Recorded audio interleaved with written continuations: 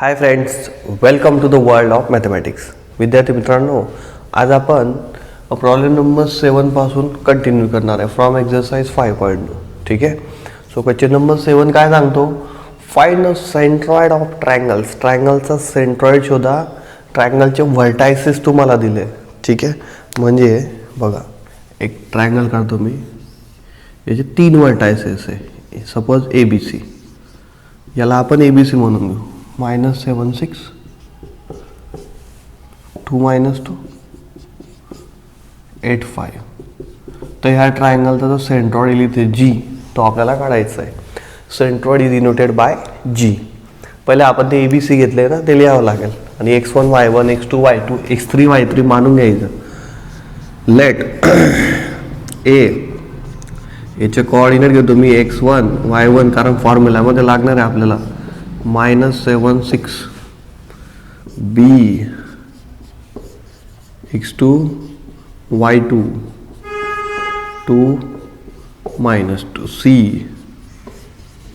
x3 y3 8 5. 3 का है B, vertices of triangle ABC. Full stop. Let G be centroid, मानावं लागेल, of triangle ABC. Therefore, by using centroid formula, centroid formula काय असतो बघा, त्याच्याने आपल्याला सेंट्रॉइडचे कोऑर्डिनेट भेटतात. x1 x2 x3 divide by 3 करायचे. y1 y2 y3 divide by 3. आता बघा, x1 ची व्हॅल्यू काय आहे, -7 प्लस x2 किती आहे 2, नंतर 8/3. इथून पण बघू शकतात. y1 किती आहे 6, y2 -2, नंतर 5/3. तो डिच करायचा आता. हा डायरेक्ट फायनल आन्सर लिहू आपण. G 8 आणि 2 10, 10 मधून 7 गेले, किती उरतात, 10 मधून 7 गेले 3, 3/3 1. 6 आणि 5 11, 11 मधून 2 गेले 9, 9/3 3. ठीक आहे. बस सेंट्रॉइड काय मग 1 3 1 3 is the centroid of the given triangle. बस एवढं लिहायचं फायनल आन्सर म्हणून. हां, लिहायचं असेल तुम्हाला, चला आता आधा मार्क्स कट होईल आन्सर.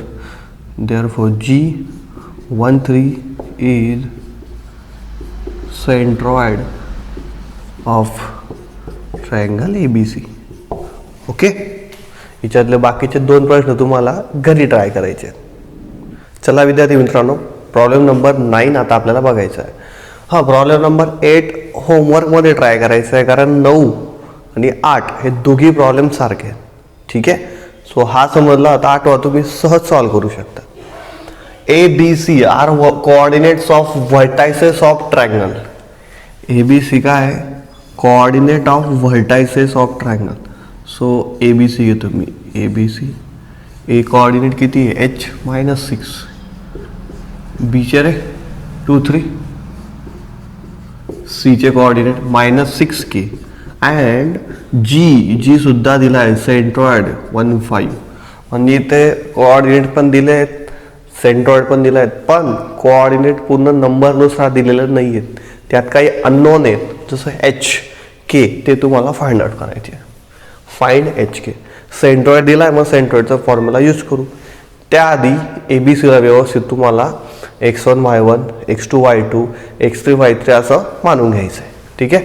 आपण असं लिहू. लेट पहिला कोणता आहे A, त्याला घ्यायचं x1 y1 H -C B x2 y2 2 3 C x3 y3 -6K. G सुद्धा दिला आहे, तर G लिहून घेतो 1 5. ठीक आहे. Therefore by using centroid formula आपण यूज करणार आहे. मग तो फॉर्म्युला आपल्याला काय देतो, तर सेंट्रॉइड तो ऑलरेडी माहिती 1,5.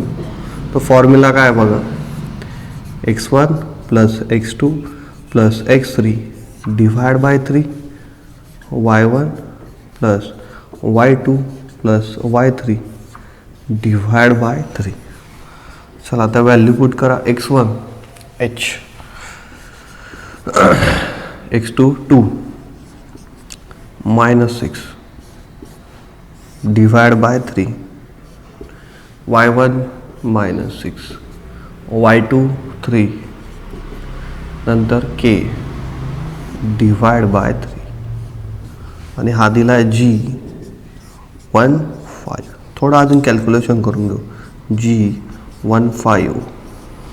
सो 2 मायनस 6 मायनस 4 होईल. 2 पॉझिटिव्ह निगेटिव्ह काय होईल, negative. 2 minus 6 that is minus 4. इथे मायनस 6 प्लस 3, एक निगेटिव्ह एक पॉझिटिव्ह वजा बाकी करायची. 6 मधून 3 गेले 3, मोठ्या संख्येची नाही मायनस प्लस के. बस आता याच्याने के काढायचे तर काय करावं लागेल, हे 1,5 काय आहे जीचे कोऑर्डिनेट आणि हे सुद्धा काय आहे जीचे कोऑर्डिनेट. याचा अर्थ दोघी इक्वल आहे. मग एक्स कोऑर्डिनेट इक्वेट करायचा, वायला वाय कोऑर्डिनेट. एकाच टायमाला केले तरी चालतील. असं लिहू शकतात, by equating x coordinates and y coordinates we get. चला एक्स कोऑर्डिनेट काय येते 1, h मायनस 4/3. ओके, 3 आहे का 3 इकडे मल्टिप्लाय होईल. मायनस 4 काय होईल प्लस 4, किती येते बघा रे 7. चला एचची व्हॅल्यू किती आले 7. इकडे वाय कोऑर्डिनेट 5 मायनस 3 प्लस के अपॉन 3. ठीक आहे. सो 3 5 15 मायनस 3 प्लस के. मायनस 3 काय होईल इकडे त्यांना प्लस 3. 15 आणि 3 किती आले 18. सो केची व्हॅल्यू किती 18. काही कठीण आहे का याच्यात, काहीच कठीण नाही. सेंट्रॉइड दिला आहे, सेंट्रॉइडचा फॉर्म्युला व्यवस्थित यूज करा आणि एक्स कोऑर्डिनेट इक्वेट करा, बरोबर एच भेटेल. वाय कोऑर्डिनेट इक्वेट करा, वाय भेटेल म्हणजे के भेटेल. ठीक आहे. सो नॉर्मल प्रोसेस आहे. नॉर्मल प्रोसेसनुसार तुम्ही गेले तर ॲन्सर कधीही चुकणार नाही. पण एक कंडिशन आहे, कॅल्क्युलेशन तुम्हाला प्रॉपर करावे लागतील. कॅल्क्युलेशनमध्ये एक पण तुम्ही गडबड केली तर फायनल ॲन्सर बरोबर येणार नाही. चला विद्यार्थी मित्रांनो, प्रॉब्लेम नंबर 10 आता आपल्याला बघायचं आहे. ठीक आहे, वेगळा टाईप सुरू होतात ना, व्यवस्थित ऑब्झर्व करायचं आहे. Find the coordinates of the point of trisection. So trisection म्हणजे काय, 3 पार्ट, 3 इक्वल पार्ट. ट्राय म्हणजे 3, म्हणजे असे पॉईंट शोधा की ज्याच्यामुळे दिलेल्या लाईन सेगमेंटचे 3 सारखे भाग व्हायला पाहिजे. ते पॉईंटचे कोऑर्डिनेट शोधायचे. Find the coordinates of the points of trisection of the line segment A B. Line segment ए बीचे 3 पार्ट करायचे. ए आणि बी दिला. आता बघा हा ए आणि बी. ए दिला आहे तुम्हाला 2 7, बी दिला आहे -4 8. 3 तुकडे करायचे तर मध्ये किती पॉईंट टाकावं लागतील 2 पॉईंट. पी आणि क्यू बरोबर 3 भाग झाले. हे पी आणि क्यू तुम्हाला शोधायचे. ओके, बरं याच्यासाठी आपण एक काम करू. पहिले पी कसं शोधायचं. आता पीच्या डाव्या साईडला बघा तुम्ही, हा ए बी ना, पीच्या डाव्या साईडला किती पार्ट आहे 1 आणि पीच्या उजव्या साईडला किती पार्ट आहे हे बघा 1 आणि 1 2. म्हणजे पी हा ए बीला 1:2 एवढ्या रेशोमध्ये डिवाइड करतो. सेक्शन फॉर्म्युला वापरला की पी भेटून जाईल. ठीक आहे. त्याच्यानंतर आपण क्यू कॅल्क्युलेट करणार आहे. एकदम सोपं आहे बघा. आता एक काम करतो मी, लेट तो पहिले ए ला x1 y1 घेऊन घेतो मी. ए पॉईंट काय 2 7, बी x2 y2 -4 -8. consider P and Q be the points of trisection of segment A b. Segment ए बीचे काय ते पॉईंट ऑफ ट्रायसेक्शन आहे. मला तुम्ही ऑब्झर्व करा, पी पॉईंट, हां पॉईंट ऑफ ट्रायसेक्शन जरी तरी लिहावं लागेल. ए नंतर कोण येतोय, पी, पी नंतर क्यू, नंतर बी. खूप मोस्ट इम्पॉर्टंट. ठीक आहे, कारण सिक्वेन्स तुम्हाला सांगेल की रेशो काय. सो पी हा ए बीला कोणत्या रेशोमध्ये डिवाइड करतोय, 1:2. ते तिला यायचं since point P divides segment AB in ratio 1:2. Therefore, by using काय यूज करतो आपण, section formula for internal division. Section formula काय देतो आपल्याला, तो पॉईंट देतो. कोणता पॉईंट डिवाइड करतोय, पी. तर सेक्शन फॉर्म्युलाने आपल्याला पी भेटेल. काय फॉर्म्युला, इथे आपण लिहितो रेशो. रेशो काय आहे, 1:2. तर 1+2. लक्ष द्या आता व्यवस्थित कसं अप्लाय करतात. 1+2 लिहून घ्यायचं, थोडी जागा सोडत जायची. इथे आपण एक्स कोऑर्डिनेट लिहितो पण उलटा लिहितो, म्हणजे x2 x1. इथे वाय कोऑर्डिनेट y2 y1. टाका आता किंमत टाका तरी. 1 × x2. x2 किती आहे, x2 आहे आपला -4. 2 × x1. x1 किती आहे, 2. खाली 1+2. ओके. 1 × y2. y2 किती बघा, y2 -8. 2 × y1. y1 किती आहे, 7. 1+2. तोंडी करता येत असेल तर तोंडी करा, काही प्रॉब्लेम नाही. बघा आता 2 × 2 4. 1 × -4 -4. -4 + 4 बघा लिहून घेतो वाढलं. -4 हे +4 खाली किती आहे, 3. तर -8 7 2 14. म्हणजे डायरेक्ट पॉईंट पी काय भेटेल तुम्हाला, इथे लिहितो मी. Therefore P -4 + 4 0. 0/3 0. इकडे 14 बंधू 8 गेले 6. 6/3 2. पी आला रे. आता क्यू कसा काढायचा, क्यूच्या डाव्या साईडला किती पार्ट आहे, क्यूच्या डाव्या साईडला 1 आणि 1 2 पार्ट. उजव्या साईडला 1 म्हणजे 2:1 एवढा रेशोमध्ये तो डिवाइड करेल. ठीक आहे, मग असं लिहायचं, since point Q divides AB in the ratio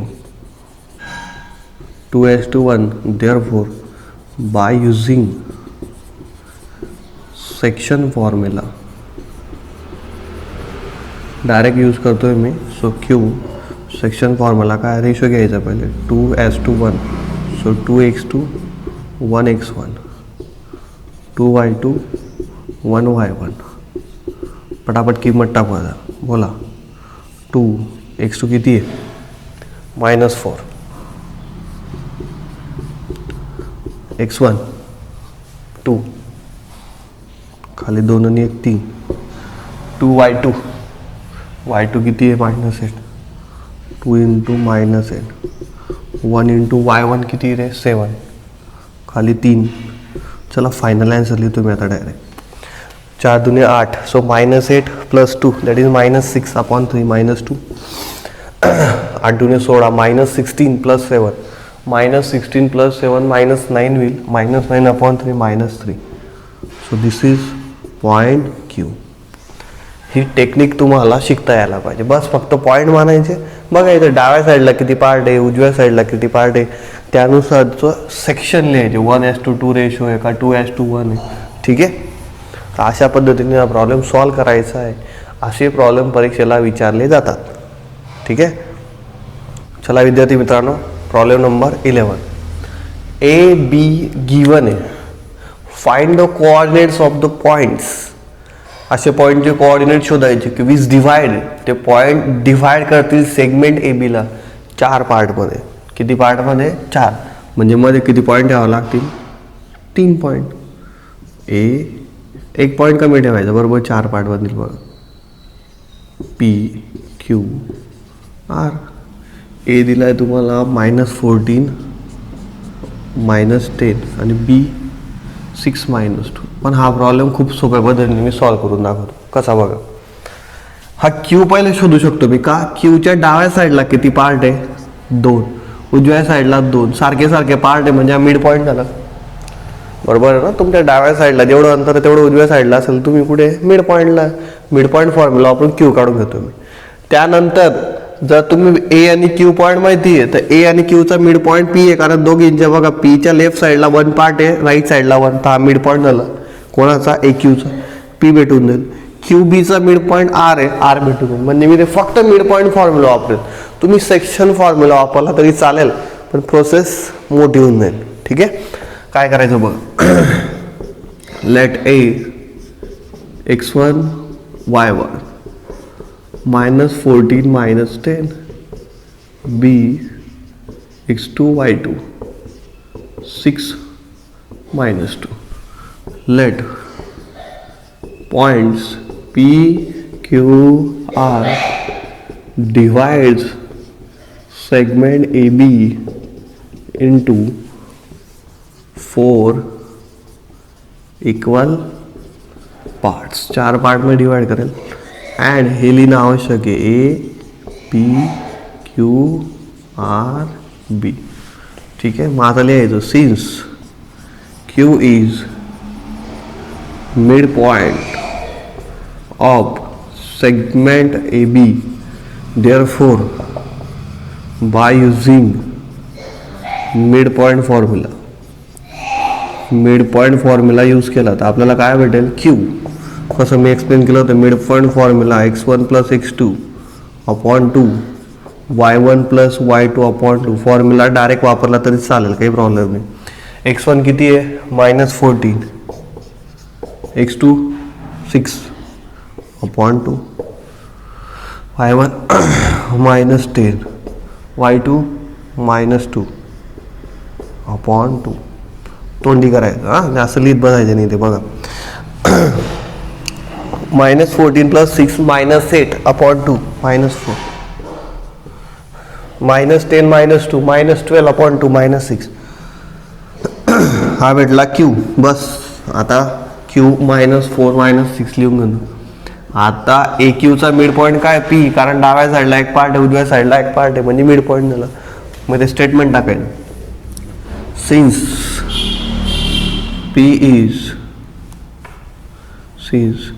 P is midpoint of segment AQ, therefore by using midpoint formula. आता काय करायचं? midpoint formula डायरेक्ट अप्लाय करायचं, तो लिहित बसायचा नाही. कारण आता हा x1 y1 आहे, पण हा x2 y2 आहे का? नाही. x2 y2 b ला मानला आहे आपण, डायरेक्ट अप्लाय करायचं. काय कसं अप्लाय करतो आपण? एक्स कोऑर्डिनेटची ॲडिशन करायची, 2 ने डिवाइड करायचं. वाय कोऑर्डिनेटची ॲडिशन 2 ने डिवाइड करायचं. X coordinate -14 -4 plus -4. ओके. नंतर -10 प्लस -6. तोंडी करायचं. -14 -4 -18 डिवाइड बाय 2 -9, -10 -6 -16 डिवाइड बाय 2 -8. आला पी पॉइंट. ओके. आता आर कोणाचा मिड पॉइंट आहे? क्यू बीचा. कसा? बघा, आरच्या लेफ्ट साईडला एक पार्ट आहे, राईट साईडला एक पार्ट आहे, बरोबर तो मिड पॉइंट होणार आहे. ओके. चलो, 4 पार्ट आहे का चेक करा जरी व्यवस्थित एकदा. बरोबर आहे. 1 2 3 4. चलो, since R is mid point of A B, therefore by using midpoint formula direct apply करा. आर पॉईंट भेटणार आहे. एक्स कोऑर्डिनेटची addition -4 + 6 divide by 2. Y coordinate -6 plus -2 divide by 2. 6 minus 4 2 2 upon 2 1 minus 6 minus 2 minus 8 upon 2 minus 4. So this is your R. म्हणजे हा problem मी section फॉर्म्युलाने वापरला, मी direct mid point formula वापरला, कारण इथे कंडिशन तशा होत्या. मिड पॉईंट फॉर्म्युला वापरण्यासाठी सुटेबल कंडिशन दिल्या होत्या, त्यामुळे मी ते मिड पॉईंट फॉर्म्युला वापरून हे सॉल्व केलं. तुम्ही इंटरनल डिव्हिजनचा सेक्शन फॉर्म्युला वापरला तरी सुद्धा हे सॉल्व होईल, ॲन्सरमध्ये चेंज होणार नाही. ठीक आहे. आता एक प्रॉब्लेम उरलेला आहे, तो तुम्हाला घरी ट्राय करायचा आहे. बाय.